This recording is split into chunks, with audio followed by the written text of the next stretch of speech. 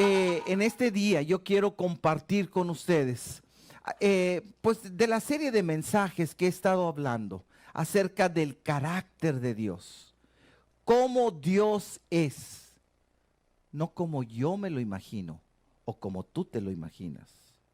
Porque hay veces nosotros podemos, como Dios, ninguno de nosotros lo hemos visto con nuestros propios ojos. Entonces, ¿qué utilizamos? Nuestra imaginación.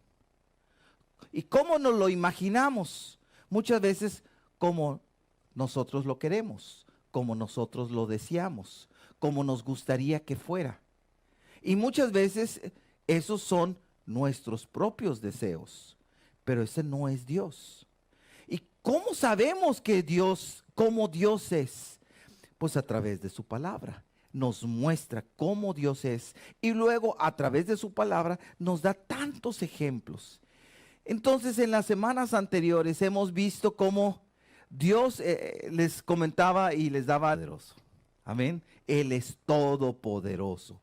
Y sabiendo que tu vida y mi vida está en las manos del Señor y que Él lucha por nosotros. Amén.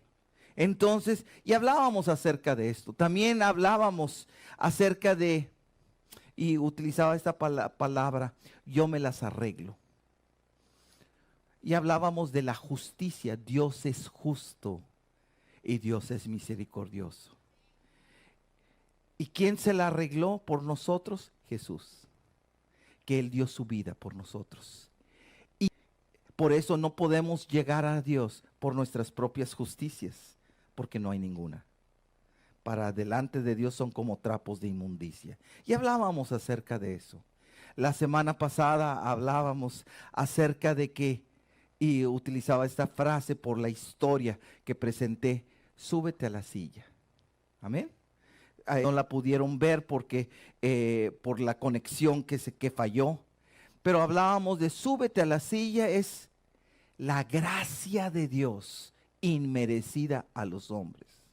Y presentábamos un video de una persona, sí, y que esta persona le faltó oxígeno al cerebro al nacer y pues sin poder hablar, sin poder moverse, caminar, ni y a través de cómo él podía con la cabeza, nada más si la podía mover y empezar a escribir y empezó a comunicarse.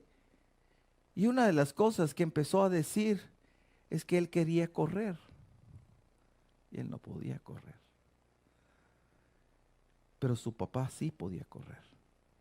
Y su papá comenzó a meterlo a él y junto con él a maratones, a competencias con una que se llama de Ironman, el hombre de hierro, que son de actividades, una el nadar, otra el correr y el otro es la bicicleta.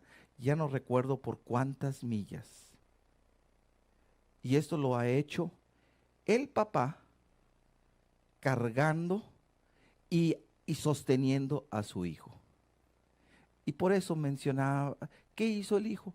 Nada. Todo lo hizo el padre.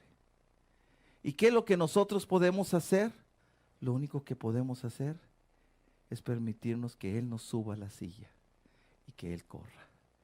Pero lo único que tenemos que hacer es dejarnos, porque la gracia de Dios, el regalo de Dios, inmerecido para cada uno de nosotros, es más allá de lo que nosotros nos podemos imaginar. Y qué hermoso poder ver cada una de estas cualidades de Dios, acerca de la gracia, acerca de que Él es justo, Él es misericordioso, Él es todopoderoso. Pero el día de hoy te quiero hablar de otras dos cualidades del Señor, de Dios, para nosotros. Y a este mensaje, más allá de ti mismo. Y es lo que muchas veces hay cosas que han sucedido más allá de nosotros mismos. Tú y yo no hemos podido parar la pandemia. Tú y yo no pudimos parar este frío. Hay muchas cosas que no podemos parar. Ni con todos nuestros deseos, ni con nuestras buenas intenciones, ni con nuestra fuerza, ni con nada podemos parar cosas. Hay muchas cosas que son más allá de nosotros mismos. Y en esto que es más allá de nosotros mismos, yo quiero que pongamos atención en dos cualidades de Dios. Una, que Dios es soberano. Y otro, Dios es fiel y verdadero.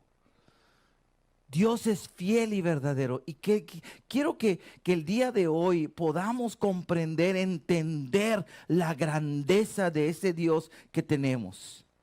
Y para que de esa forma haya ese temor a Dios, ese respeto a Dios, que lo valoremos. Dice la palabra de Dios, el principio de la sabiduría es el temor a Dios. Amén. ¿Y qué es el temor? Ese respeto que le tenemos.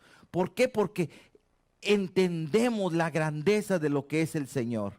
Y acerca de esto, entonces yo quiero que vamos a ver esto acerca más allá de mí mismo. Y yo te quiero pedir que vamos a leer Marcos capítulo 4 del versículo 35 en adelante. Vamos a leer esta porción. Vamos a leerlo todos juntos, por favor. Es una porción preciosa. Dice: al atardecer, Jesús dijo a sus discípulos: crucemos al otro lado del lago. Así que dejaron a las multitudes y salieron con Jesús en la barca, aunque otras barcas lo siguieron. Pronto se desató una tormenta feroz y olas violentas entraban en la barca, la cual empezó a llenarse de agua. Jesús estaba dormido en la parte posterior de la barca, con la cabeza recostada en una almohada. Los discípulos lo despertaron. Maestro, ¿no importa que nos ahoguemos?, gritaron. Cuando Jesús se despertó, reprendió al viento y dijo a las olas: silencio, cálmense. De repente el viento se detuvo y hubo una gran calma. Luego él les preguntó: ¿por qué tienen miedo? ¿Todavía no tienen fe? Los discípulos estaban completamente aterrados. ¿Quién es este hombre?, se preguntaban unos a otros. Hasta el viento y las olas lo obedecen. ¿Quién es este hombre? ¿Quién es este Dios que hasta las olas y el viento lo obedecen? ¿Quién es? Algo que me gusta en esta traducción es en el verso 38. ¿Se lo pueden poner, por favor? Y en el verso 38 dice de esta forma: Jesús estaba dormido en la parte posterior de la barca, con la cabeza recostada en una almohada. Pero pues todo estaba mojado. Las almohadas normalmente son secas. Y él estaba recostado en una almohada. Y entonces los discípulos lo despertaron. Maestro, ¿no te importa que nos ahoguemos?, gritaron. Le estaban gritando a Jesús. Le estaban gritando al Mesías. Le estaban gritando a ese Dios todopoderoso. Le estaban gritando desesperados.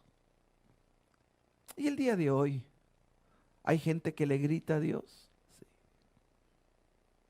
¿Hay gente que le grita a Dios? Sí. ¿Hay gente que le grita desesperado a Dios? Sí. ¿Hay gente que cree que Dios no tiene cuidado de ellos? Sí. ¿Que se desesperan con Dios porque no ven lo que estaban pidiendo? Sí. ¿Y gritan? Sí. ¿Y se le grita a Dios? Sí.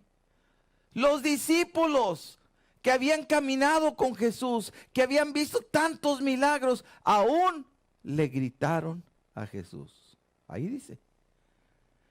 Y dice: ¿no te importa que nos ahoguemos?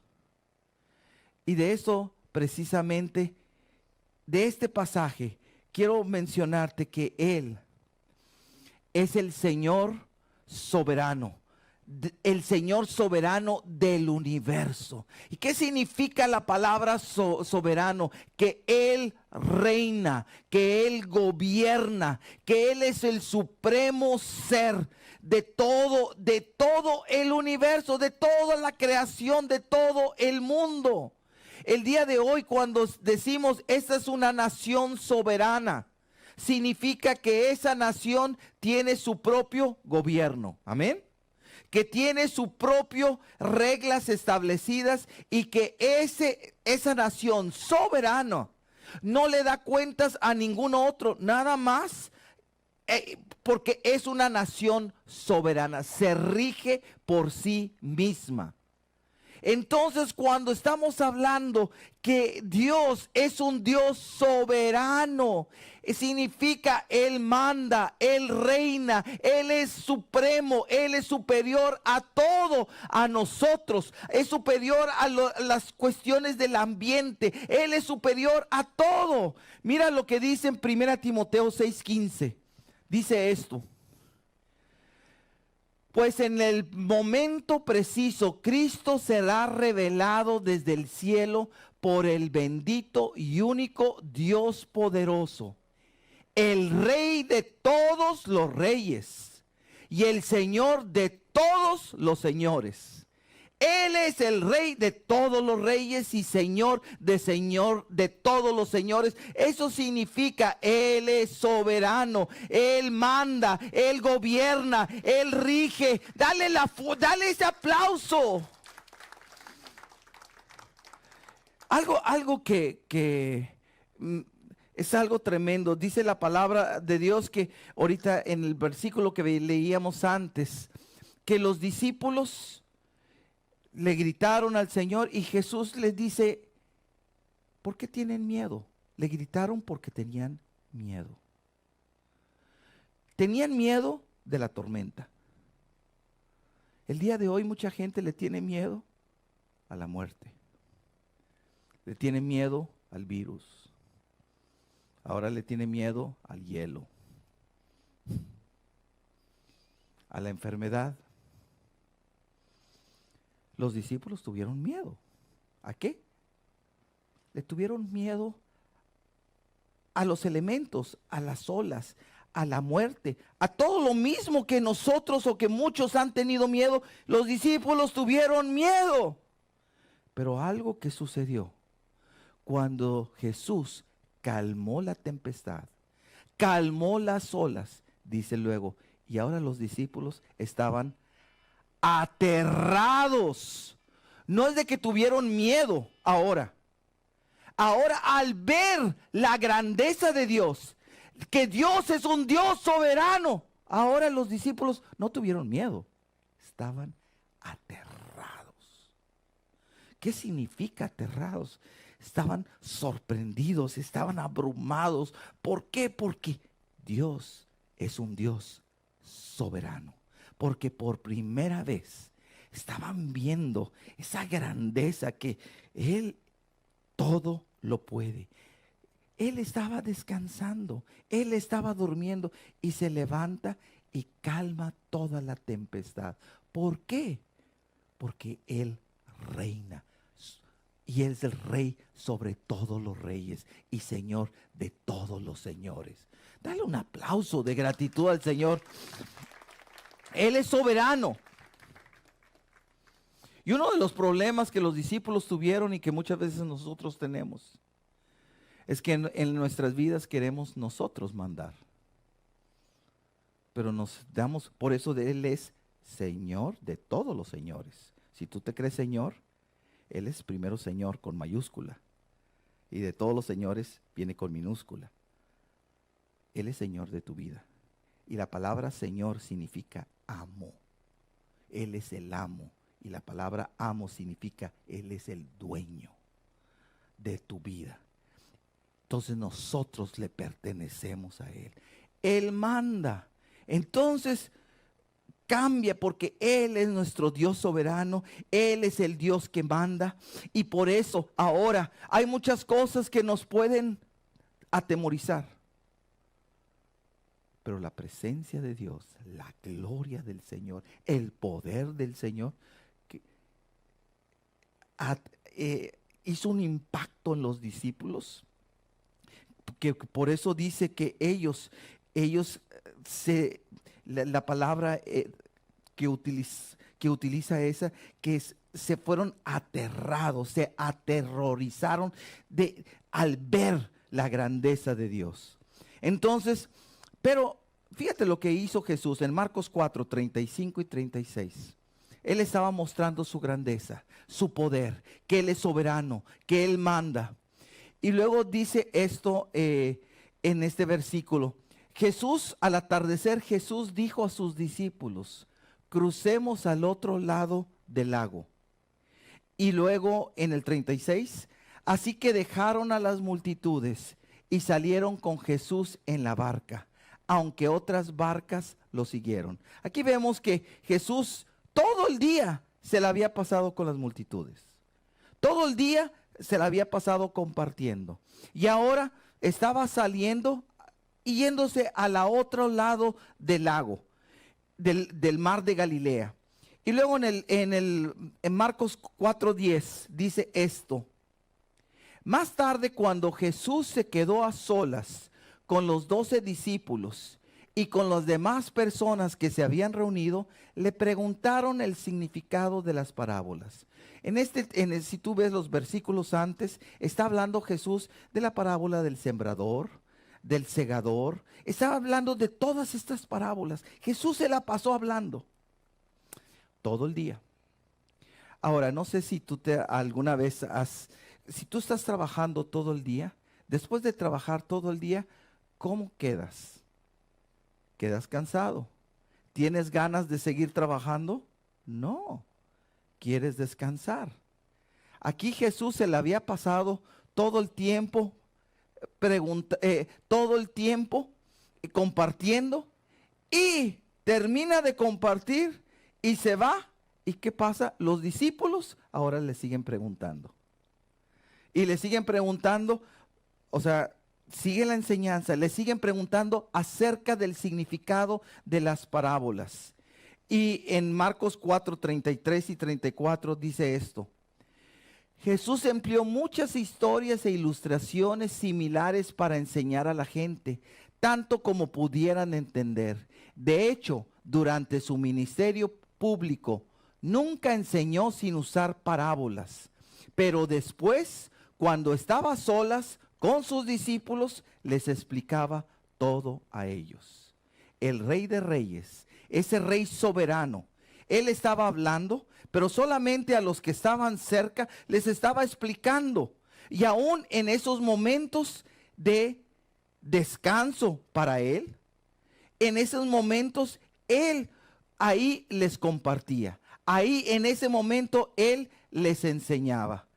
Y cuando Jesús entra en esa barca, después de toda la noche, de todo el día, estar compartiendo la palabra, ¿qué sucede?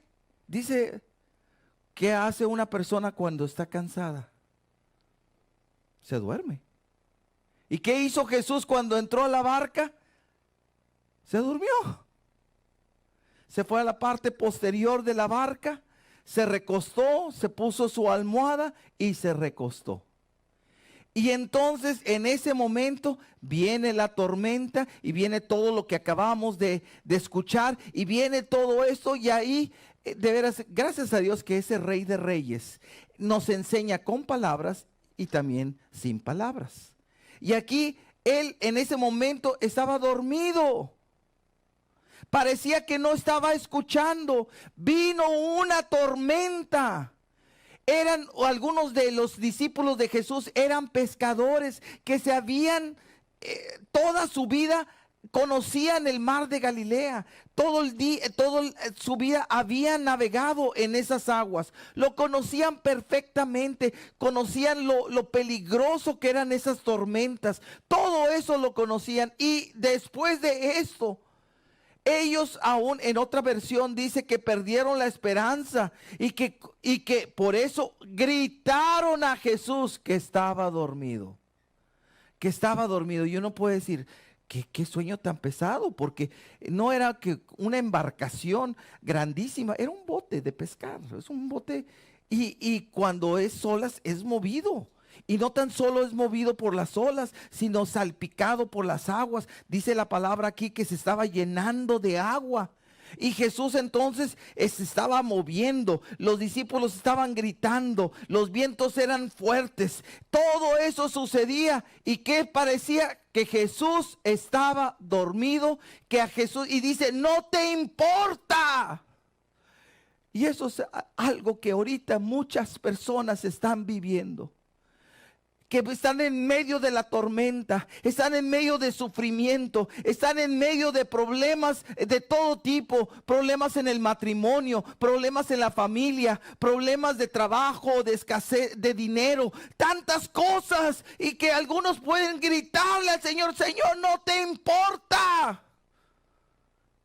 Y quiero decirte, sí le importa al Señor, porque lo que ahorita cantábamos hace unos momentos, porque el Señor está aquí. El Señor estaba en la barca. Y sí le importa. Y se levantó, y donde le dijeron que estaba en la barca, Jesús se levantó. Y en el verso 39 dice, cuando Jesús se despertó, reprendió al viento y dijo a las olas, silencio, cálmense. Y de repente el viento se detuvo y hubo una gran calma. La palabra silencio es una palabra griega que viene de la palabra griega que significa phimo, Phimo. Esa es una palabra griega. Y esa palabra griega significa cerrar la boca con un bozal. Normalmente el bozal se utiliza para taparle la boca a los animales, para el caballo, aún a los perros que son peligrosos o que puedan ladrar o que puedan más que todo morder, se les pone un bozal para cubrir la boca y para detenerlos.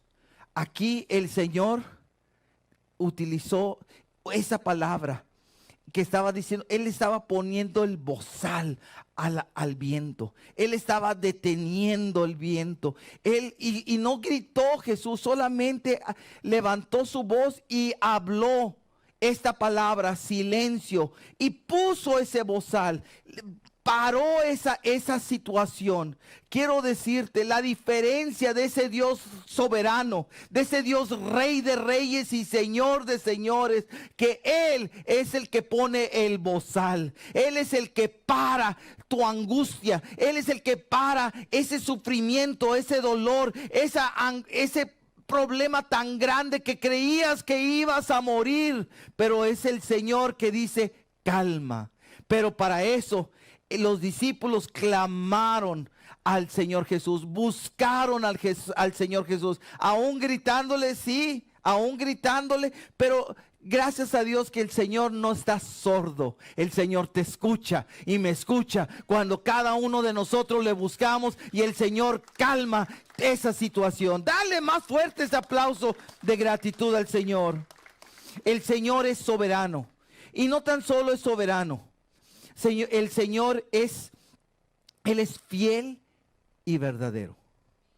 Él es fiel y verdadero. Quiero que veas unas porciones de la Biblia. Apocalipsis 3:14 dice esto: escribe esta carta al ángel de la iglesia de la Odisea.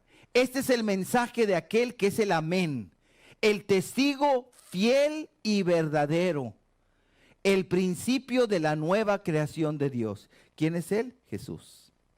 Pero está diciendo, Él es el testigo fiel y verdadero. Utiliza esas cualidades. Apocalipsis 19:11 dice, entonces vi el cielo abierto y había allí un caballo blanco. Su jinete se llamaba Fiel y Verdadero, porque juzga con rectitud y hace una guerra justa. Él es fiel y verdadero.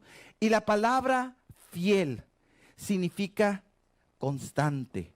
Significa, no tan solo constante, significa que Él cumple sus promesas. Amén. que Él cumple sus promesas, que Él está lleno de fe. Todo eso significa la palabra fiel. Y verdadero significa Él no miente. Te voy a decir, crecemos en una sociedad que todo mundo miente, que todo dice mentiras, exageraciones, y algunas por personas muy queridas, llamadas, y no con malas intenciones. Yo recuerdo a mi mamá querida, pero pues todos venimos cargando, y todavía recuerdo las expresiones que mi mamá decía. Decía, cuando le decía yo algo, ¿estás diciendo la verdad o te estás aventando una mentirijilla? Una mentirijilla blanca, decía mi mamá. Qué linda. Y hay veces pero si eran mentirijillas, seguían siendo mentiras. Dios es un Dios verdadero. Él no miente. Amén. Él no miente. Mira lo que dice también Números 23:19. Dios no es un hombre, por lo tanto, no miente. Él no es un Dios sin cumplir. Escúchame, Dios no miente. Y hay veces que creemos que Dios sí miente. No, ese no es Dios. Dios no miente. En Tito capítulo 1, verso 2 dice esto también.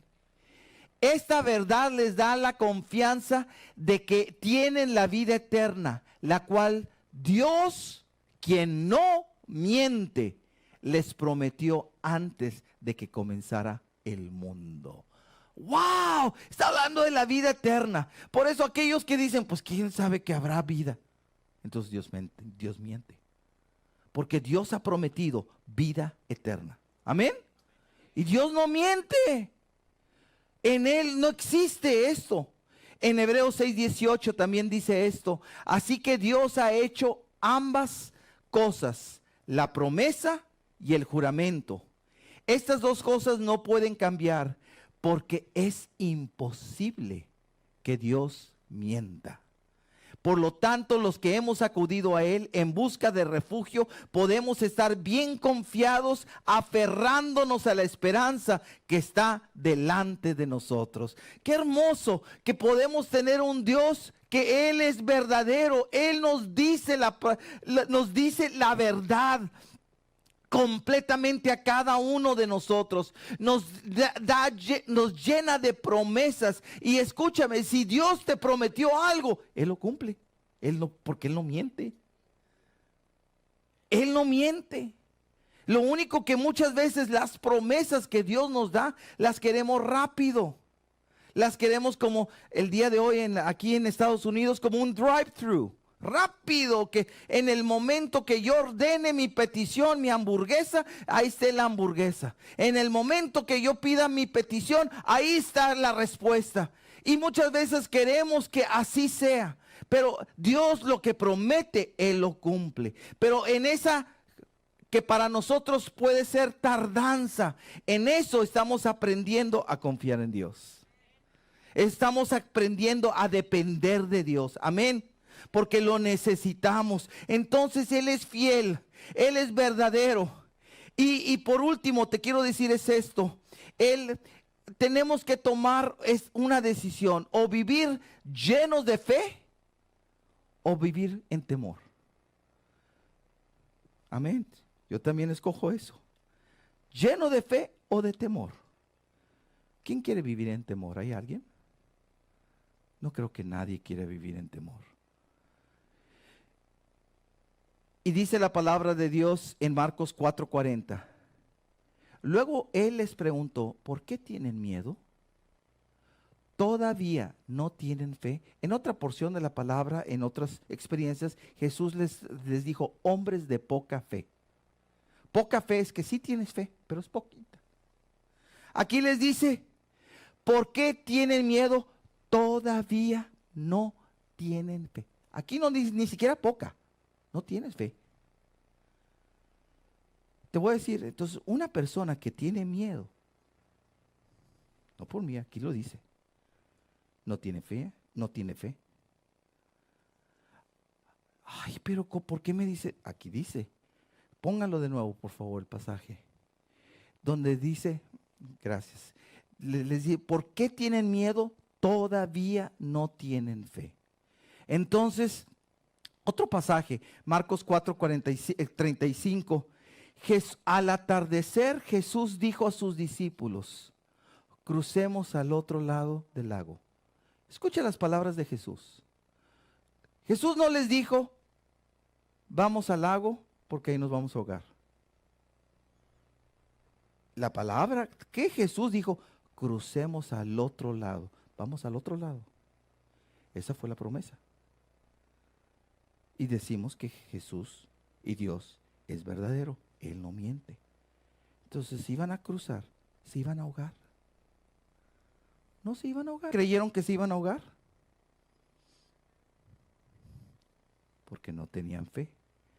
Porque no pusieron sus ojos en lo que Jesús les había dicho, sino pusieron sus ojos en la tormenta, pusieron sus ojos en las olas, pusieron sus ojos en todo eso, pero no pusieron sus ojos en la promesa que Jesús les había dado. Crucemos al otro lado. Entonces, y luego esto, en Hebreos 11, 11, Hebreos 11, 11. Miren lo que dice aquí la palabra. Fue por la fe que hasta Sara pudo tener un hijo, a pesar de ser estéril y demasiado anciana. Ella creyó que Dios cumpliría su promesa. ¿Qué es tener fe? Es estar lleno de fe. Creer que lo que Él dice, como Él es verdadero, lo cumple. Que Él lo cumple. Entonces, y quiero que, no sé si lo puede, no, ahorita no está funcionando. Hebreos 11, 11, pero en la New King James Version, esa versión. Quiero que lo vean en inglés, porque lo estuve buscando en español, no encontré esta traducción. La van a poner en inglés. Dice, by faith, Sarah herself also received strength to conceive seed, para concebir una semilla. And she bore a child when she was past the age, because she judged him. Y esa es la palabra que quiero que pongas atención. Sara juzgó a Dios. Aquí dice, because she judged him. Pero ¿cómo lo juzgó? Faithful, fiel y lleno de fe, who had promised, quien Él le había prometido. Ella juzgó. Quiero decirte, todos nosotros juzgamos, una o de otra manera. Seguimos tomando decisiones, ¿sí o no? Hacemos juicios. Aquí Sara hizo un juicio. Y te voy a decir, te voy a poner nada más otra definición de lo que es fe. Fe es juzgar a Dios como fiel. Fe es que estoy juzgando, que estoy convencido, que estoy creyendo que Dios es fiel, que Dios es verdadero. No mi situación, no mis circunstancias, no mi enfermedad, no mis necesidades, que Dios es fiel sobre esas cosas. Pero ¿qué es temor?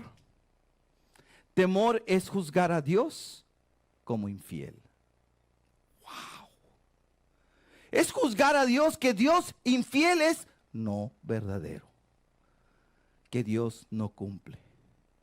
Entonces, cuando tenemos temor, no hay fe y estamos juzgando a Dios como infiel. Él es mentiroso y no cumple. Él es fiel. Él es verdadero. Eso es la fe. Eso es la fidelidad del Señor, de que Él todo lo cumple. Te voy a decir algo, y ya ahorita, en tu vida, ya Dios ha cumplido muchas cosas. Amén. ¿Que hay cosas que todavía no se han cumplido? Claro que sí. Pero ya Dios ha hecho tantas cosas. Te voy a decir, ¿por qué sé que Dios ya ha hecho muchas cosas? Porque estás aquí. Si no estuvieras aquí, pero estás aquí, producto que Dios es fiel. Producto que Dios es verdadero. Producto que Él cumple lo que promete. Por eso cuando creemos en Él, entonces ya se nos quita el temor, porque el temor, escúchame, es creer que Dios es infiel, que Dios no es verdadero y Dios es verdadero. Entonces, wow, y qué hermoso que el Señor va más allá de lo que nosotros podemos hacer con nosotros mismos. Te quiero dar y quiero terminar con esta historia. Nosotros ahorita estábamos en el año 2021, pero yo todavía recuerdo para mí un impacto que en agosto del año 2007 yo me reservé un tiempo para buscar a Dios.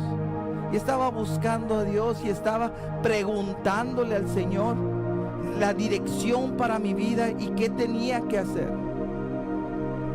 Y quiero decirte, ahí, en ese agosto del 2007, fue donde el Señor me estaba preparando y habló la palabra para comenzar esta iglesia, Mundo de Fe aquí. ¿De qué nació? De mí. Nació de ese Dios fiel y verdadero. Y recuerdo cuando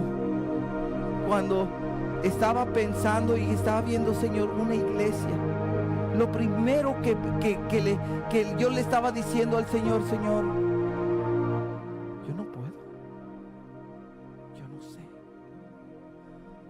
Ya había ido a la escuela bíblica, tenía estudios teológicos, pero pastorear, no lo sé. Por años había estado como pastor asistente, pero no como pastor principal. No lo sé. Señor, no puedo. Esto es más allá de lo que puedo. Y algo que el Señor me reconfortó. Y Él me dice, tú no puedes, pero yo sí puedo.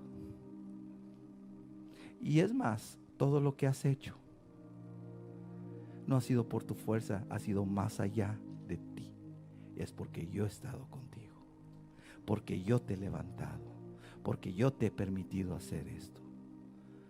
Quiero decirte que el día de hoy que tú y yo estemos aquí es porque Él ha sido más allá de tu fuerza, de tu sabiduría, más allá de lo que tú has podido llegar. Eso es el Señor, eso es mi Dios, ese es tu Dios. Más allá. Él va más allá. ¿Por qué? Porque Él es fiel, Él es verdadero, Él no miente, Él cumple su palabra. Y te voy a decir, aun cuando parece que ya no lo va a cumplir. Imagínate, Abraham tenía 100 años y a los 100 años todavía no tenía ni un solo hijo. Y él viejito y su esposa viejita, ya no se puede. Pero Él va más allá. Y Él cumple lo que Él promete. Te quiero decir en esta mañana, Él va más allá de ti. Por eso Él va más allá de una pandemia. Va más allá del hielo o del frío. Va más allá. Y yo te digo con todo mi corazón, no tengas miedo. Porque si tienes miedo, le has creído. Has creído que Dios no tiene fuerza o que Él es mentiroso. Que Él no cumple su palabra y Él sí la cumple. Ponte de pie, por favor.